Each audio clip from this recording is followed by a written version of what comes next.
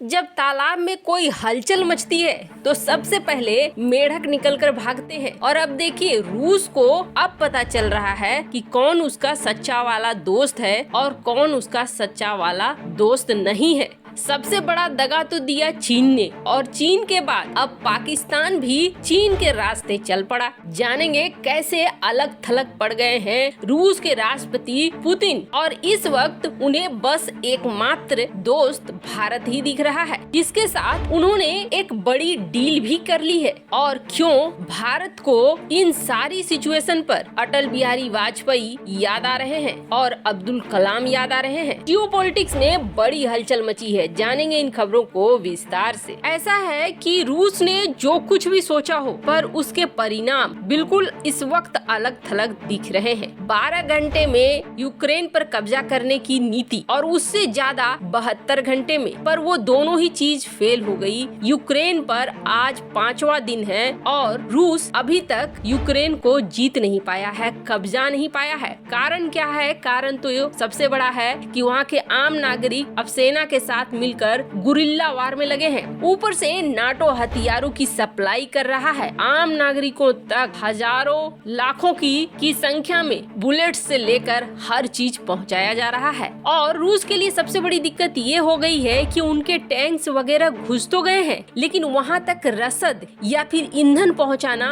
मुश्किल हो रहा है। इसका मतलब ये नहीं है कि रूस इस जंग को हारने वाला है, क्योंकि अब रूस बड़े जत्थे को ईंधन वगैरह के साथ रवाना कर रहा है। यानी कि आने वाले 24 घंटे में कीव पर कब्जा कर सकता है रूस। ये बात एक्सपर्ट मान रहे हैं। रूस की शक्ति के सामने यूक्रेन लोहा बहुत अच्छा ले रहा है, लेकिन कितने समय तक टिकेगा ये कहना बेहद मुश्किल है। अभी तो रूस ने सिर्फ अपने साधारण हथियार निकाले हैं और परमाणु हथियारों को तैनात रखने की बात कह दी है, पर अगर उसमें से एक का भी इस्तेमाल कर लिया तो होगा ये कि यूरोप एक बंजर भूमि बन जाएगी और बाबा बेंगा की भविष्यवाणी सही साबित हो जाएगी। एक बार बाबा बेंगा ने ये भविष्यवाणी की थी कि रूस दुनिया का राजा बनेगा और दुनिया पे शासन चलाएगा, वहीं यूरोप की सारी जमीन बंजर हो जाएगी, यहाँ कुछ भी नहीं बचेगा। अगर ऐसा है तो साफ तौर पर ये युद्ध और बड़ा रूप लेगा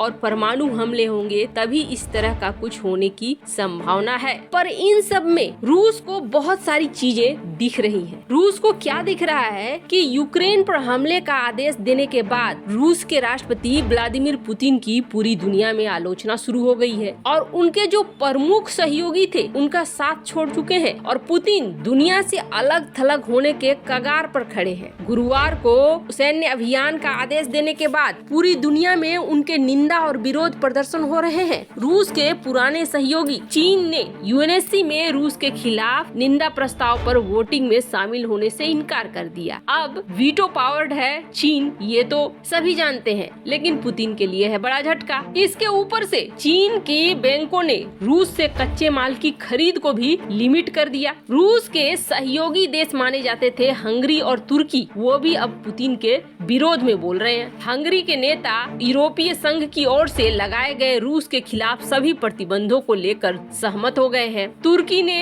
पुतिन की कार्रवाई पर कड़ी बयानबाजी तक कर दी है, यहाँ तक कि रूसी युद्धपोतों को रोकने की कार्रवाई भी शुरू कर दी है। यूक्रेन को अब पूरा पश्चिमी देशों का साथ मिल रहा है, लेकिन चीन के धोखे से सचमुच रूस पूरी तरीके से बिखर गया है और उसे ये समझ में आ गया है कि चीन ने वो चाल चल दी है जिसके तहत रूस को अपने ऊपर निर्भर बना लेगा। पर इन सब के बीच भारत के साथ कुछ अलग ही चल रहा है। रूस के ऊपर जितने ज्यादा प्रतिबंध लगे हैं, रूस को अपनी अर्थव्यवस्था बचाने के अब कोई रास्ता नहीं दिख रहा है और रूस ने अचानक से भारत के लिए टॉस वन बुराटिनो का ऐलान कर दिया है। इस अचानक से बदले रूस को देखकर दुनिया हैरान जरूर हो रही है। दरअसल रूस ने भारत को एक खास दर्जा ढांचा दिया हुआ था, खास तौर पर हथियारों के व्यापार के क्षेत्र में। भारत बड़ी संख्या में हथियार खरीदता है रूस के साथ और इसलिए इस विशेष दर्जे को रूस ने और भी ज्यादा बढ़ा दिया था उस वक्त। लेकिन अचानक से जब पश्चिमी देशों के साथ भारत के संपर्क ज्यादा होने लगे तो रूस खपा होने लगा और रूस ने धीरे धीरे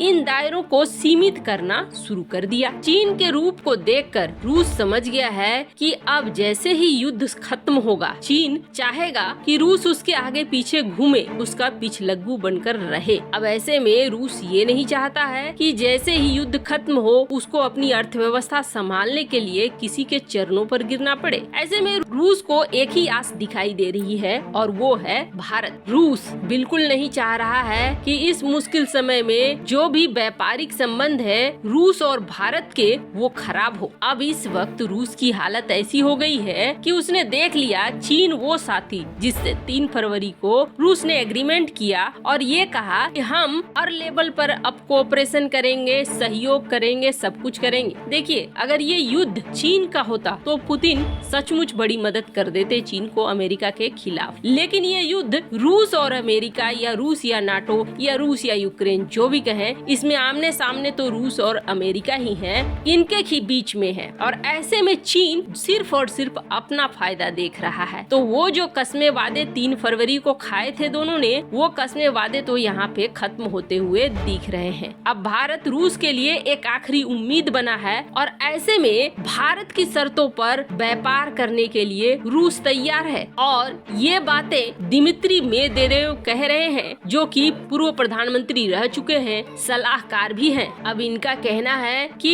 युद्ध के बाद अपनी अर्थव्यवस्था को संभालने के लिए भारत के साथ किसी भी हाल में रूस सारी परियोजनाओं को पूरा करेगा जो भी भारत और रूस के बीच कमिटमेंट हुए हैं। और सिर्फ इतना ही नहीं, अब रूस बहुत आक्रामक तरीके से भारत के मेक इन इंडिया कार्यक्रम में भी शामिल होगा। अब इसका असर देखिए, टॉस बुर्टिनो जिसका ऐलान रूस ने किया था और प्रस्ताव दिया था भारत को, लेकिन भारत ने जब आत्मनिर्भर प्लान की बात कही थी तो रूस ने अपने कई हथियारों को पीछे खींच लिया था। इसलिए पीछे खींच लिया था कि उसे लगा था कि इसका टेक्नोलॉजी देना भारत को अभी सही नहीं है। ऐसे में अब रूस को वो सारी चीजें सही दिखने लगी हैं और रूस ये कह रहा है कि हम हर तरीके का हथियार भारत को देने को तैयार है, यहाँ तक कि भारत के आत्मनिर्भर प्लान के तहत काम करने को भी तैयार है। ये भारत के लिए बहुत बड़ी जीत मानी जा रही है। वैसे